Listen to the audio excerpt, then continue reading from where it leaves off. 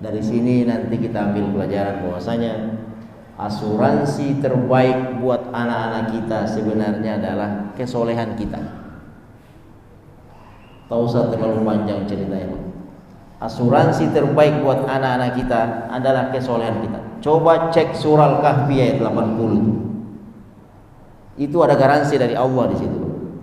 Wa ammal jidar fakana li gulamaini yatimaini fil Madinah wa kana tahtahu kanzul lahuma wa kana abuhuma sholihan. Ini jelas nih. Ini garansi dari Allah. Tak ada yang perlu kita khawatirkan, Pak.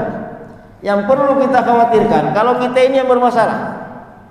Wa amal jidar, adapun dinding rumah. Ini kan ceritanya masih kelanjutan dari cerita panjang antara Nabi Khidir dan Nabi Musa. Ketika Nabi Musa berguru kepada Nabi Khidir, salah satu potongan ceritanya itu adalah ada sebuah rumah. Rumah ini milik dua anak yatim yang sudah hampir roboh. Tiba-tiba Nabi Khidir memperbaiki rumah ini. Wa amal jidar, adapun dinding rumah ini, fakana li gulamaini yatimain, itu adalah milik dua anak yatim. Wa kana tahtahu, dan di bawah rumah itu kanzun lahuma, ternyata ada kanzun, ada harta benda, ada harta karun yang dulu disimpan oleh orang tuanya yang memang diperuntukkan untuk anak-anaknya.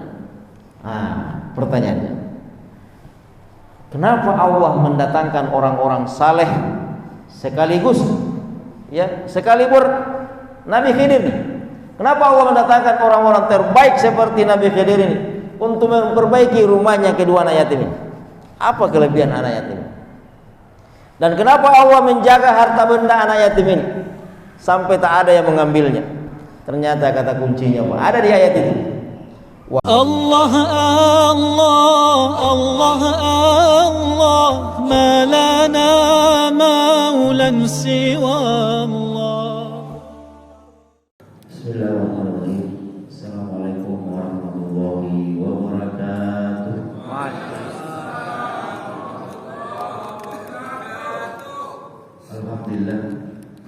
Alhamdulillahi wa wafala wassalatu wassalamu ala rasulil mustafa wa ala alihi wa ashabihi asyarafa.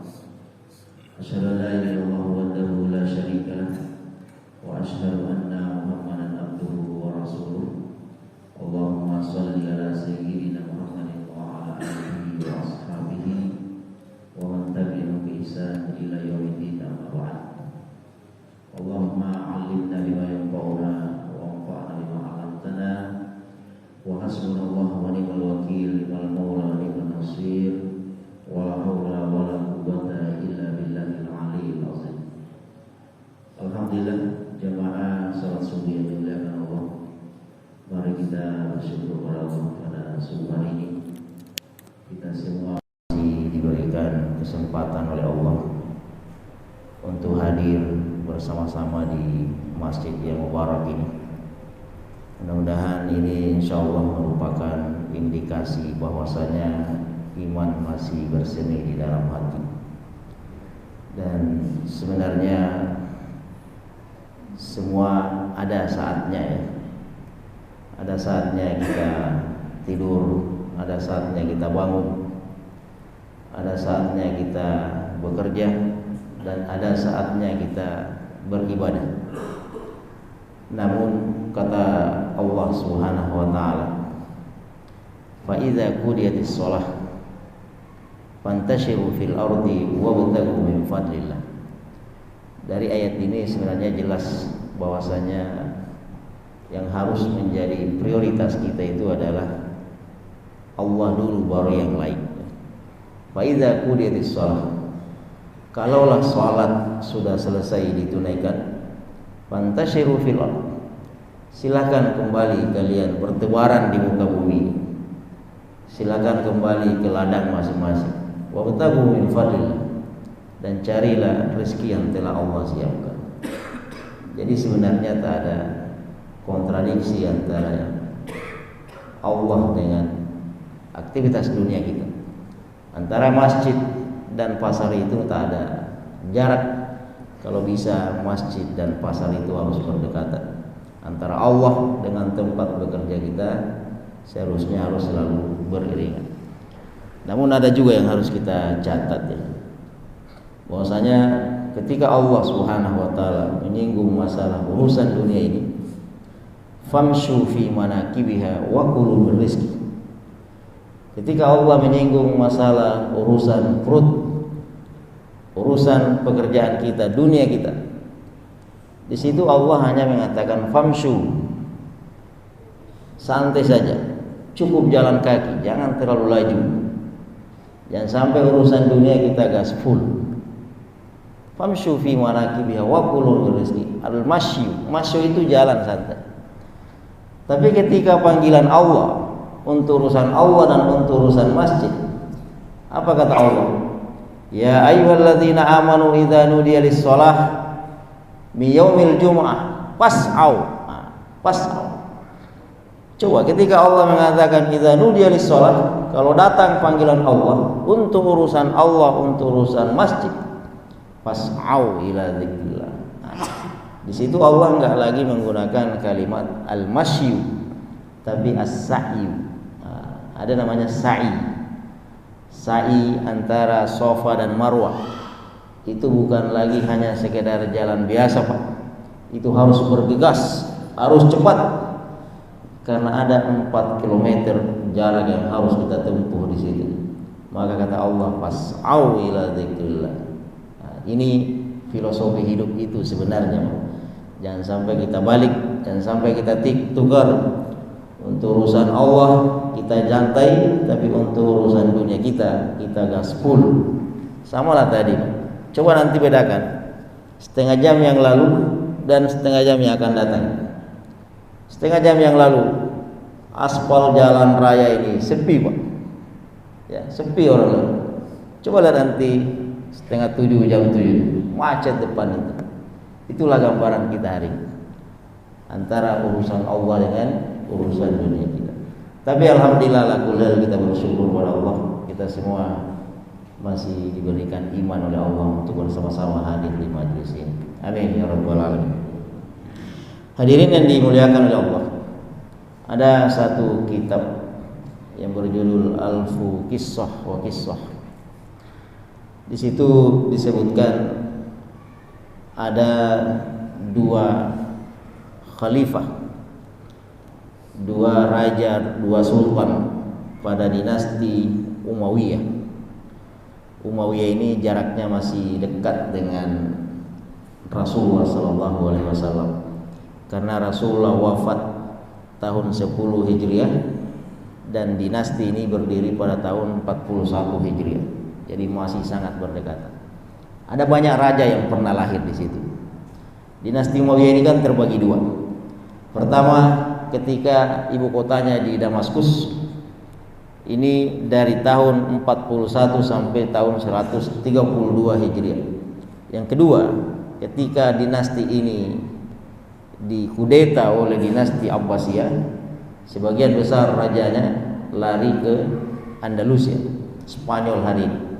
Jadi yang membuka Andalusia itu adalah keturunan Muawiyah ini. Nah, kalau di Andalusia itu dari tahun 132 Hijriah sampai tahun 600-an lebih 500 tahun Umayyah berkuasa di Andalusia. Ada banyak raja, sampai 40 sultan yang pernah lahir dari dinasti Umayyah. Nah, dalam kitab ini itu disebutkan ada 2 sultan yang menarik kita bandingkan. Yang pertama ada namanya Sultan Hisham ibnu Abdul Malik. Hisham ibnu Abdul Malik. Yang kedua ada sultan yang masyhur indana insyaallah, sangat terkenal di kita, yaitu Umar ibnu Abdul Aziz. Nah, kedua khalifah ini dibanding-bandingkan ya, karena satu sama-sama punya anak 11. Hisham ibnu Abdul Malik punya 11 anak dan Umar bin Abdul Aziz juga punya 11 anak. Cuma letak perbedaannya adalah ketika mereka meninggal dunia. Ketika Hisham ibnu Abdul Malik meninggal dunia, beliau mewariskan 1 anak mendapatkan jatah 1 juta dinar. Nih, ke-11 anaknya masing-masing mendapatkan 1 juta dinar. 1 juta dinar ini adalah angka yang fantastis. Sekarang tinggal kali aja itu 1 juta kali 2 juta lebih, 12 nol ke belakang. Sementara Umar bin Abdul Aziz itu hanya mewariskan setengah dinar. Sama-sama raja, sama-sama sultan, tapi Umar bin Abdul Aziz hanya mewariskan setengah dinar saja pada anaknya, Pak. 11 anak, tiap anak dapat setengah dinar. Tapi lihat perbedaannya. Ketika Hisham ibn Abdul Malik meninggal dunia dan telah mewariskan 1 juta dinar per anak, ternyata ke-11 anaknya ini, meskipun mendapatkan jatah yang sedemikian besar, itu semuanya berakhir dengan tragis, berakhir dengan kemiskinan, dan berakhir dengan kefakiran. Dalam riwayat disebutkan salah satu anaknya ditemukan di pasar dalam kondisi sedang meminta-minta. Ini 1 juta dinar. Sementara anak Umar bin Abdul Aziz yang hanya mewarisi setengah dinar tadi, Masya Allah, itu hidupnya sejahtera, makmur, bahkan soleh-solehah. Dalam riwayat yang lain juga disebutkan salah satu anak Umar bin Abdul Aziz pernah menjadi salah satu donatur sebuah peperangan, itu menyumbang 100.000 ekor kuda. Coba kira-kira di mana letak perbedaannya antara 1 juta dinar dengan setengah dinar? Semua ulama mengambil kesimpulan bahwasanya perbedaannya ada pada keberkahan. Jadi ada namanya berkah itu. Tak usah terlalu saling sikut menyikut untuk urusan dunia ini. Dari sini kita bisa belajar bahwasanya 1 juta dinar itu tidak ada jaminan untuk membuat anak-anak kita bisa sejahtera di belakang hari ini. Dan setengah dinar ini bukan jaminan bahwasanya anak kita akan berakhir dengan kemelaratan, enggak juga. Ya. Dari sini kita bisa belajar bahwasanya kalau sampai hari ini tak ada yang bisa kita wariskan pada anak-anak kita, belum ada rumah, belum ada kapling, ya, BPJS-nya belum jelas, biaya pendidikannya masih mengambang misalnya, tak usah khawatir. Umar bin Abdul Aziz menjelang wafatnya yang lagi sakit itu sempat ditanya oleh para menteri itu. Menteri ini kaget, barusan ada khalifah, barusan ada raja ini, hanya mewariskan untuk anaknya sedemikian. Maka bertanyalah seorang menteri kepada Umar bin Abdul Aziz, wahai khalifah, apa benar anda hanya mewariskan setengah dinar? Padahal kalau anda mau, itu baitul mal, numpuk uang di situ. Mau nggak kita ambilkan lebih daripada itu? Umar bin Abdul Aziz mendengarkan itu, langsung bangkit, Pak, langsung berdiri dari tidurnya padahal sedang sakit, dan mengatakan, jangan sampai kalian menjerumuskan saya ke dalam hal-hal yang dimurkai oleh Allah. Bukan itu yang saya inginkan dari generasi saya. Yang saya wariskan kepada anak saya adalah kesolehan, soleh. Dari sini nanti kita ambil pelajaran bahwasanya asuransi terbaik buat anak-anak kita sebenarnya adalah kesolehan kita. Tak usah terlalu panjang ceritanya. Asuransi terbaik buat anak-anak kita adalah kesolehan kita. Coba cek surah Al-Kahfi ayat 80. Itu ada garansi dari Allah di situ. Wa amal jidar fakana li gulamaini yatimaini fil Madinah wa kana tahtahu kanzul lahuma wa kana abuhuma sholihan. Ini jelas nih. Ini garansi dari Allah. Tak ada yang perlu kita khawatirkan, Pak. Yang perlu kita khawatirkan kalau kita ini yang bermasalah. Wa amal jidar, adapun dinding rumah. Ini kan ceritanya masih kelanjutan dari cerita panjang antara Nabi Khidir dan Nabi Musa. Ketika Nabi Musa berguru kepada Nabi Khidir, salah satu potongan ceritanya itu adalah ada sebuah rumah. Rumah ini milik 2 anak yatim yang sudah hampir roboh. Tiba-tiba Nabi Khidir memperbaiki rumah ini. Wa amal jidar, adapun dinding rumah ini, fakana li gulamaini yatimain, itu adalah milik dua anak yatim. Wa kana tahtahu, dan di bawah rumah itu kanzun lahuma, ternyata ada kanzun, ada harta benda, ada harta karun yang dulu disimpan oleh orang tuanya yang memang diperuntukkan untuk anak-anaknya. Pertanyaannya, kenapa Allah mendatangkan orang-orang saleh sekaligus, ya, sekalibur Nabi Khidir nih? Kenapa Allah mendatangkan orang-orang terbaik seperti Nabi Khidir ini untuk memperbaiki rumahnya kedua anak yatim ini? Apa kelebihan anak yatim ini? Dan kenapa Allah menjaga harta benda anak yatim ini sampai tak ada yang mengambilnya? Ternyata kata kuncinya ada di ayat itu. Wa kana abuhuma sholiha. Ternyata karena dulu anaknya adalah orang-orang soleh. Bapaknya adalah orang soleh. Ibnu Katsir ketika menafsirkan ayat ini, apa kata Ibnu Katsir? Sebenarnya abuhuma di situ, bapak yang soleh yang dimaksud di sini bukan bapak langsungnya, tapi itu merupakan kakek yang ketujuh itu. Jadi kedua anak yatim ini merupakan generasi ketujuh, Pak. Coba lihat. Jadi betapa jauhnya Allah menjaga harta benda ini akibat kesolehan bapaknya dulu. Jadi jangan mengabaikan kesolehan kita hari ini. Kesolehan hari kita hari ini merupakan garansi terbaik anak-anak cucu kita kelak sampai 7 turunan. Pernah dengar ceritanya Nabi Ibrahim kan? Nabi Ibrahim ketika berada di depan Ka'bah, waktu itu Ka'bah Mekah penduduknya baru 3 orang, Pak. Belum seramai hari ini. Baru Nabi Ibrahim, Ismail, dan Siti Hajar. Baru 3 orang penduduknya ini. Tapi tiba-tiba Nabi Ibrahim selesai membangun Ka'bah itu, berdiri depan pintu Ka'bah dan angkat tangan tinggi-tinggi. Dia berikan dalam surah Al-Baqarah, Rabbana wa ba'ath fihim rasulan minhum yatlu 'alaihim ayatika, ya Allah, utuslah nanti seorang ustaz di sini. Utuslah nanti seorang kiai, seorang ulama, seorang nabi di kaki Ka'bahmu ini. Yatlu 'alaihim ayatika, yang akan membacakan kitab-kitabmu, yang akan mendakwahkan agamamu. Ini doanya kakek yang soleh, Pak. Bapak yang soleh.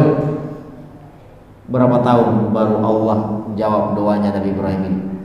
3000 tahun kemudian baru Allah mengabulkan permintaan Nabi Ibrahim ini.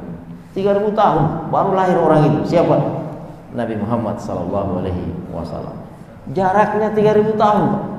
Kalau anak yatim tadi jaraknya 7 lapis generasi. Tapi intinya di sini adalah kesolehan. Barangkali, Pak, siapapun yang membangun Masjid Al-Mutmainnah ini, dan kita semua berada di masjid ini, coba cek, Pak, barangkali dulu ada doa-doa kakek-kakek kita. Ya Allah, jadikanlah keturunan saya sebagai orang-orang yang baik. Akhirnya kita menjadi ahli masjid. Di ayat yang lain apa kata Allah? Wa huwa yatawallas sholihin. Allah lah yang menjamin, Allah yang menggaransi orang-orang yang soleh. Ini. Kemudian kalau kita mau bicara sedikit tentang Umar bin Abdul Aziz tadi, kok bisa ada bapak setenang Umar bin Abdul Aziz?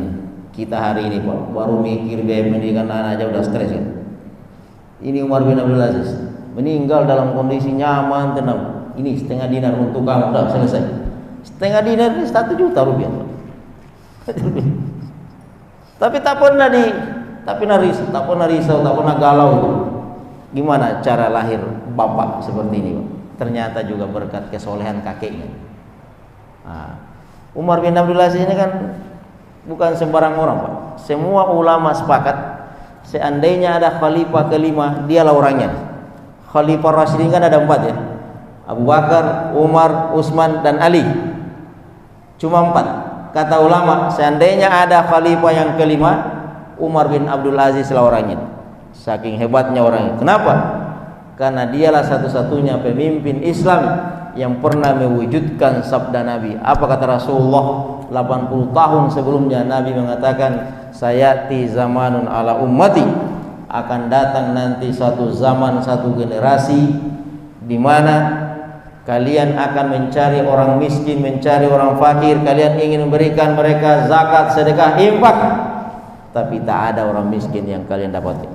Semua uang-uang tadi itu, Pak, uang zakat, infak, sedekah itu numpuk di Baitul Mal, numpuk di kas negara. tak bisa diapa-apain. Kenapa? Karena tak ada lagi orang miskin. Sabda Nabi terjadi di zamannya Umar bin Abdul Aziz. Tak ada orang miskin, Pak. Tak ada orang miskin. Coba gimana cara melahirkan pemimpin seperti ini, Pak? Nah, ini belum cerita tentang aktivitas kerjanya itu. Mungkin dialah juga yang pertama kali mempopulerkan itu.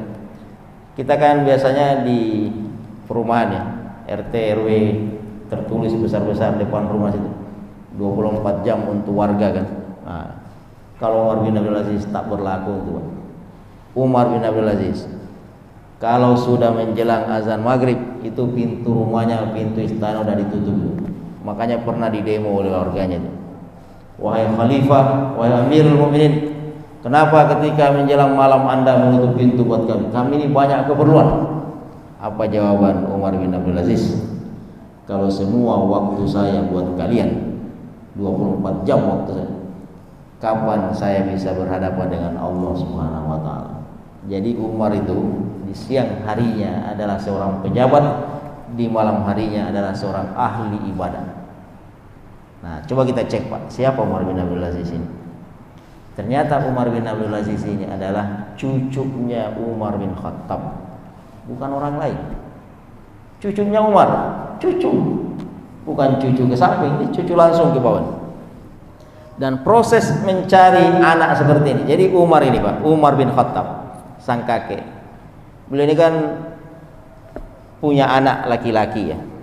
Dan Umar bin Khattab ini langsung terlibat dengan urusan, sampai urusan rumah tangga anaknya terlibat, sampai mencari calon menantu beliau terlibat.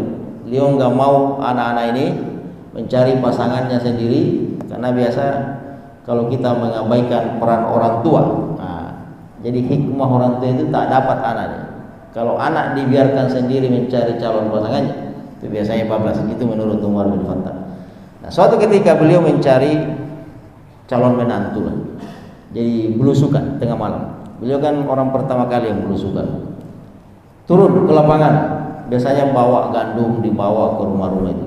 Nah, sampailah suatu ketika beliau dan pengawalnya mendapati satu rumah. Dulu rumah sangat sederhana, Pak.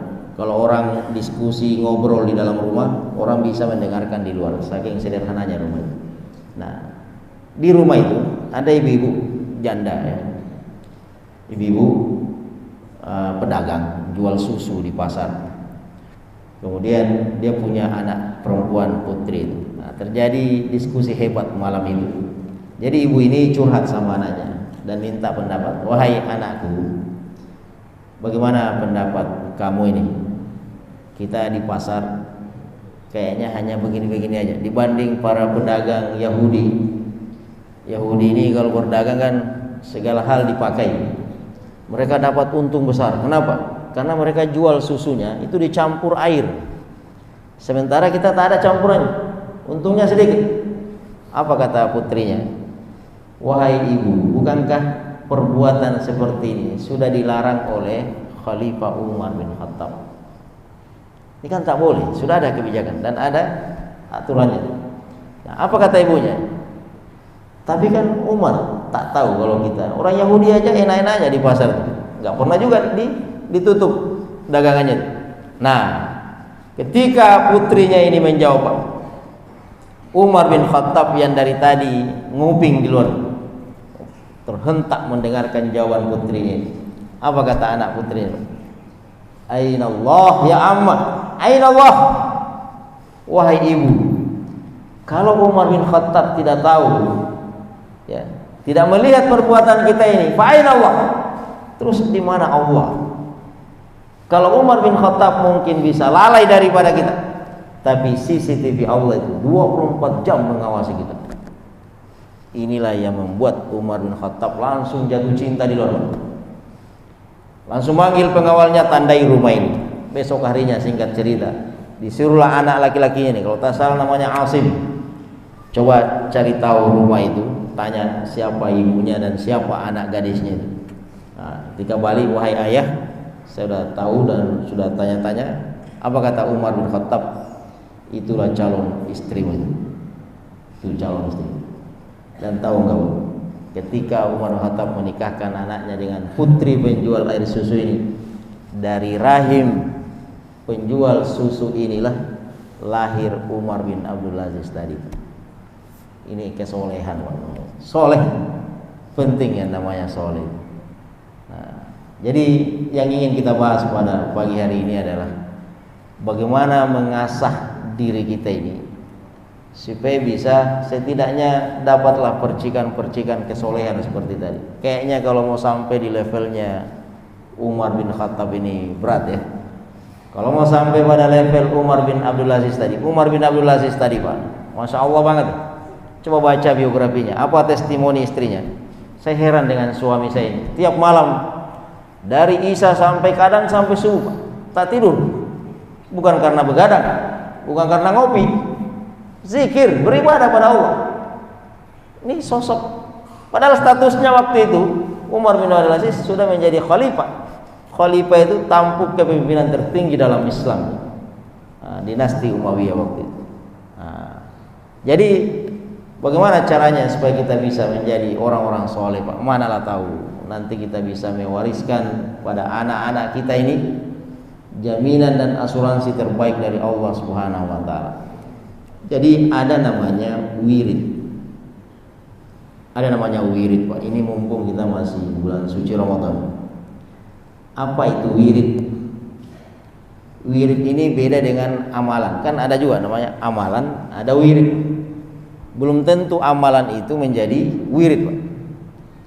Kita sholat, belum tentu sholat kita itu jadi wirid. Kita berzikir, belum tentu zikir kita jadi wirid. Kita ngaji Al-Quran, belum tentu ngaji Al-Quran kita jadi wirid. Kita bersedekah, belum tentu sedekah kita jadi wirid. Apa artinya wirid itu? Al-wirdu ma'tadahu syakhsu fi amalin muayyan fi waqtin maksus. Yang disebut dengan wirid adalah apa yang sudah menjadi rutinitas seseorang, sudah menjadi habit, sudah menjadi kebiasaan pada satu amalan tertentu di waktu tertentu. Jadi yang disebut dengan wirid itu, Pak, sudah rutin tiap hari. Kayak tadi nih, kita selesai sholat kan ada zikir itu, ya kan? Astagfirullah, la ilaha illallah, subhanallah, alhamdulillah. Itu tidak lagi disebut zikir sholat, Pak. Coba cek tuh. Itu namanya wirid sholat. Kenapa disebut wirid sholat? Karena sudah rutin. Tapi kalau tak rutin, itu zikir namanya. Jadi belum tentu zikir itu disebut wirid. Nah, coba kita lihat Rasulullah Sallallahu Alaihi Wasallam. Ini Nabi ya. Kalau kita bicara tentang seperti apa wiridnya Nabi, kita bisa pelajari, Pak. Minimal Rasulullah itu punya 3 wirid. Punya 3 wirid. Ada namanya wirid zikir, ada namanya wirid tilawah, ada namanya wirid sholat. Mudah-mudahan satu di antaranya kita bisa ikuti. Kalau bisa 3-3-nya alhamdulillah. Karena nanti ada sosok manusia yang bisa menggabungkan semua ini. Makanya apa kata Nabi? Inilah orang satu-satunya ini. Nanti di surga dipersilakan oleh Allah, terserah mau masuk di pintu surga mana. Kalau kita, Pak, belum tentu dapat pintu. Ini disuruh milih mau masuk di pintu yang mana. Siapa orang itu? Abu Bakar, Pak, orang itu. Nanti kita bahas. Jadi Rasulullah itu punya 3 wirid. Yang pertama ada namanya wirid zikir, Pak. Apa itu wirid zikir? Rasulullah Sallallahu Alaihi Wasallam. Apa kata Nabi? Wallah, demi Allah, inni la astaghfirullah. Sesungguhnya saya beristighfar kepada Allah fi kulli yaumin wa lailah, setiap hari. Ini setiap hari. 70 marrah, paling sedikit 70 kali. Riwayat yang lain menyebutkan 100 marrah, 100 kali. Jadi Nabi setiap hari itu tak pernah meninggalkan yang namanya istighfar. Karena tak pernah meninggalkan, bukan lagi zikir namanya, tapi sudah wirid namanya. Ini Nabi, Pak. Padahal Nabi ini adalah maksum, udah pasti masuk surga. Dosa-dosanya yang pernah dikerjakan udah diampuni, yang belum dikerjakan pun sudah diampuni oleh Allah. Udah jelas posisinya. Kita yang nomor antri aja belum dapat, jarang istighfar, ya kan? Astagfirullah, astagfirullah, astagfirullah. Dan masih banyak lagi zikir-zikir yang lain. Imam An-Nawawi pernah menulis sebuah kitab, namanya kitab Al-Azkar, karena beliau yang menulis. Orang Indonesia menyebutnya Al-Azkar An-Nawawiyah. Zikir-zikir Imam Nawawi. Di situ Pak, berserak zikir-zikir Rasulullah itu. Silakan dipilih, mulai dari bangun sampai bangun kembali, tebalnya seperti ini. Mau tidur ada zikirnya, pagi ada zikir, siang ada zikir, sore makan, minum, semuanya ada zikirnya. Tinggal kita pilih, ya, tinggal kita pilih. Kalau Nabi tadi astagfirullah, astagfirullah, tak pernah kurang dari 100 atau 70 kali. Nah, apakah kita sudah punya wirid zikir Pak, selain dari wirid sholat tadi? Nah, yang kedua ada namanya wirid tilawah, wirid bacaan Al-Quran. Nah, makanya ada tuh pernah gerakan 1 hari 1 juz, itu sebenarnya ada tuntunannya itu Pak, ada ajarannya. Kenapa kita butuh wirid tilawah ini? Kata Rasulullah SAW, Iqra'ul Quran, sering-seringlah membaca Al-Quran. Fa innahu ya'ti yaumal qiyamah syafi'al salim. Karena nanti Al-Quran ini bangkit di padang mahsyar menjadi syafaat buat orang yang pernah membacanya. Manalah tahu Pak, nanti kan di sana itu ada 2 golongan ya. Ada namanya ashabul yamin, ada ashabus shimal. Ada golongan kanan, ada golongan kiri. Ada juga nanti yang disebut fa'amman thaqulat mawazinuhu fa huwa fi 'ishatir radiyah wa amman khaffat mawazinuhu fa muhawiyah. Manalah tahu kita diponis wa na'udzubillah, kita masuk ke golongan kiri ini Pak. Golongan kiri ini itu jalur ke neraka. Kalau golongan kanan jalur ke surga.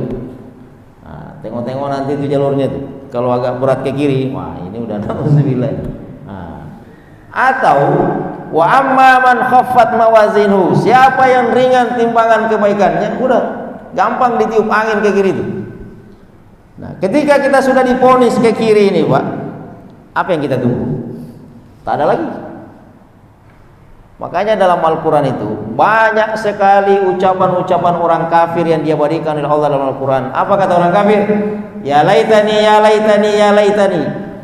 Kalau anda dapat kalimat ya laitani dalam Al-Quran, itu namanya kalimat an-nadam, kalimat penyesalan. Tak ada lagi. Tak ada lagi yang bisa kita mau masuk Islam, nggak bisa lagi. Artinya seandainya saya dulu lahir menjadi tanah aja ya Allah, kenapa saya dulu nggak lahir jadi batu? Kenapa saya dulu nggak lahir jadi air? Saking tak maunya jadi orang, karena manusia ini berat tanggung jawabnya. Nah, ketika kita sudah diponis di situ, tiba-tiba datang Al-Quran. Datang Al-Quran. Apa kata Al-Quran? Ya Allah, gara-gara saya dulu orang ini tidurnya kurang di malam hari. Ya Allah, gara-gara saya dulu orang ini begadang di malam hari. Ya Allah, gara-gara saya dulu orang ini waktunya banyak tersita. Ini kata Al-Quran. Maka hari ini saya ingin memberikan syafaat pada orang ini.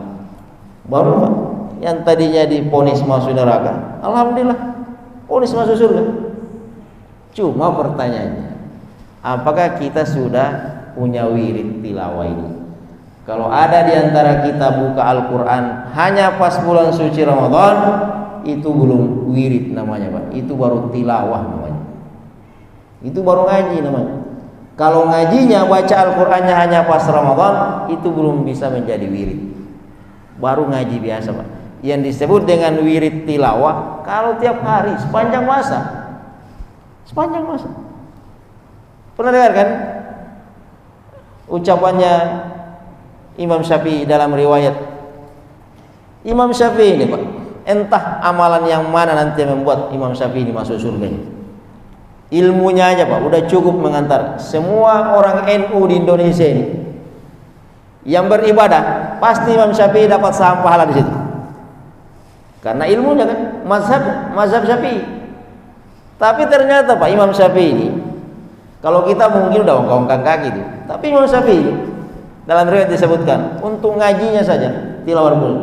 Apa kata beliau? Saya Kalau di luar bulan suci Ramadan, saya rutin membaca tiap hari 30 juz. Nih, 30 juz sehari. Kalau di bulan Ramadan lebih gila lagi, Pak. Kalau Ramadan saya biasa membaca 60 juz sehari. Di 30 juz siang harinya, 30 juz di malam hari. 2 kali khatam. Berarti sebulan bisa sampai 60 kali khatam. Nah, kalau Rasulullah, seperti apa wirid tilawahnya Rasulullah? Apa kata Aisyah? Rasulullah SAW tak akan tidur sebelum membaca surah Al-Mulk, sebelum membaca surah Al-Baqarah. Jangan tanya, Pak, sahabat-sahabat yang lain. Sahabat yang lain dulu disebutkan dalam riwayat, dulu kalau orang balik dari Masjid Nabawi itu di zaman Rasulullah, kalau pulang dari Masjid Nabawi ke rumah masing-masing, itu sepanjang jalan itu yang kedengaran adalah bunyi gemuruh tilawah Al-Quran. Gak ada yang lain, belum ada HP waktu itu. Tidak ada yang buat kita sebut tilawah semua, tilawah. Utsman bin Affan yang mati terbunuh dipenggal lehernya oleh pemberontak di dalam rumahnya itu, Pak, dalam kondisi sedang baca Al-Quran. Utsman bin Affan meninggal di usia 80 tahun. Di usia 80 tahun itu dalam riwayat disebutkan, beliau kalau salat tarawih itu rakaat pertama saja selesai 30 juz. Kita 8 rakaat tak sampai 1 juz, Pak. 8 rakaat paling 1 halaman. Nah, paket hemat. Ini Utsman bin Affan. Kalau amalannya nggak usah tanya lah ya, Utsman bin Affan. Yang pernah naik umroh, situ ada hotel, Pak, tertulis wakaf Utsman bin Affan. Itu hotel sudah diwakafkan atas nama Utsman bin Affan. Wakaf ini sudah bertahan 1400 tahun, Pak. Hartanya masih diabadikan hari ini. Hotelnya ada. Artinya wakaf ini aja sudah cukup masuk surga ini. Tapi ternyata bacaan Al-Quran, beliau ini tak pernah pisah dari bacaan Al-Quran. Coba, ini generasi dulu, Pak. Ada namanya wirid tilawah. Kemudian yang terakhir ada namanya wirid sholat. Ya, wirid sholat. Kata Ibnu Qayyim al-Jauziyah dalam kitabnya Zadul Ma'ad, di situ disebutkan bahwasanya Rasulullah ini sehari semalam rutin tiap hari sampai meninggal tak pernah kurang dari 40 rakaat sholatnya. Nah, coba kita, Pak, ada nggak yang sampai 40 rakaat? Coba mulai tadi lah, tadi subuh sampai nanti malam, berapa rakaat yang bisa kita kerjakan?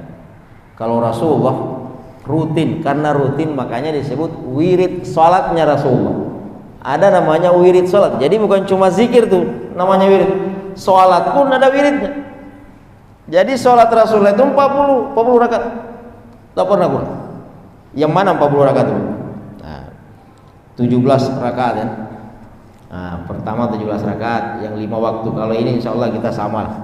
2 rakaat sebelum, 2 rakaat subuh, 4 rakaat zuhur, asar, maghrib, isya. Nah, masih ada 23 rakaat. Nah, yang 23 rakaat ini yang mana? 23 rakaat ini dibagi 2. Jadi ada namanya qiyamul lailnya Rasulullah ya. Jadi qiyamul lail Rasulullah itu kalau bahasa kita di bulan suci Ramadan itu salat tarawih. Jadi salat tarawih itu sebenarnya qiyamul lail. Nah, di zaman Nabi tak ada istilah salat tarawih, itu belakangan baru ada istilah salat tarawih.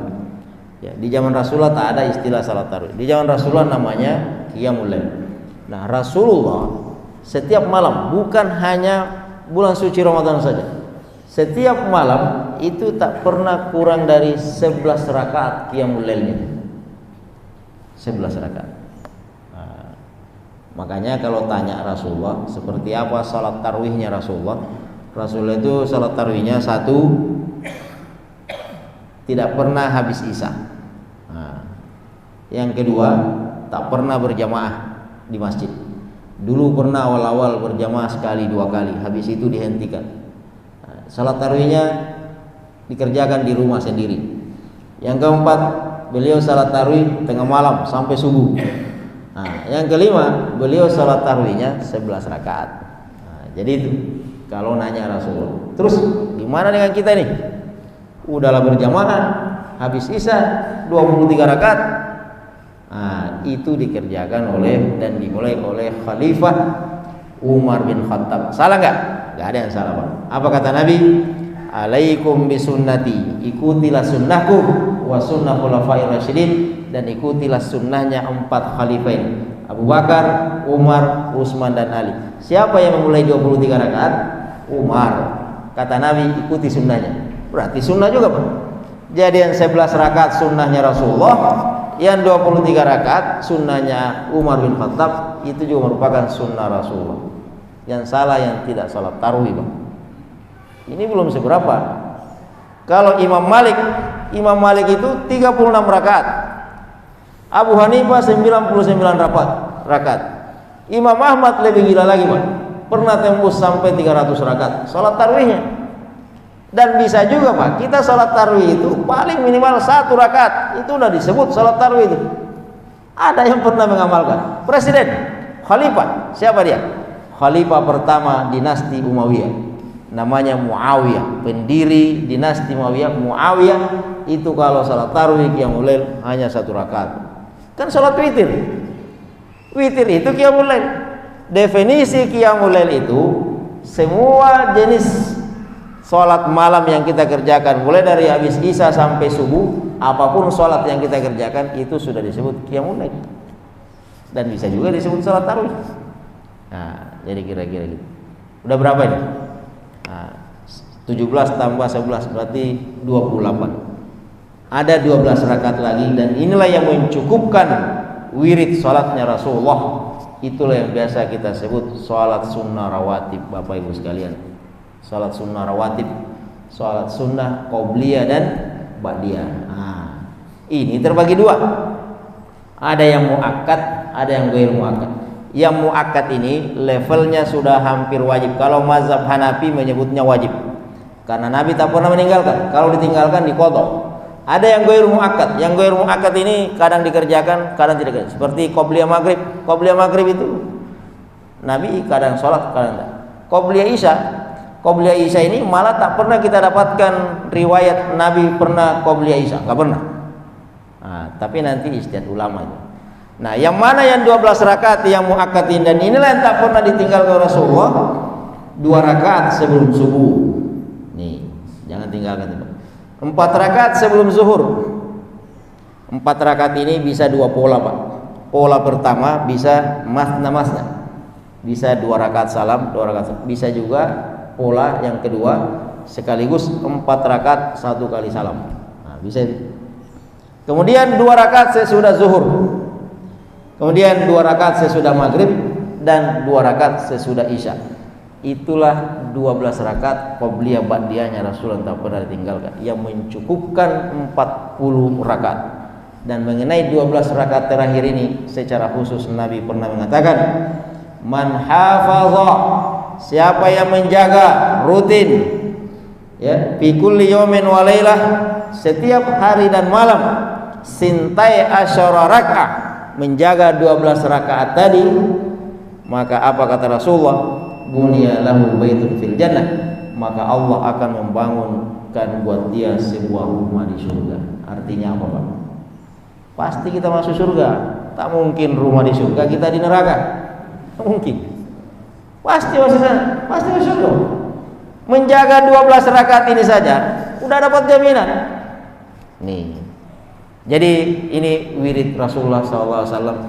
Inti dari semua wirid ini, kalau kita mau simpulkan, adalah bagaimana supaya kita ini bisa menjadi orang soleh, seorang ayah yang soleh dan seorang ibu yang soleh, supaya bisa mewariskan asuransi terbaik buat generasi kita. Tak usah capek-capek, Pak, bertungkus lumus untuk urusan dunia ini. Bolehlah kita siapkan untuk harta, tapi kalau misalnya kita mendapatkan harta itu dengan mengabaikan akhirat kita, atau jangan sampai dan walauzubillah ada haramnya di situ, ada syubhatnya di situ, tak usahlah kita terlalu bergumul di situ. Itu kena pasal berlapis malah. Nah, kena pasal berlapis. Jadi solehkan aja diri kita, solehkan diri kita. Serahkan anak kita ini pada Allah.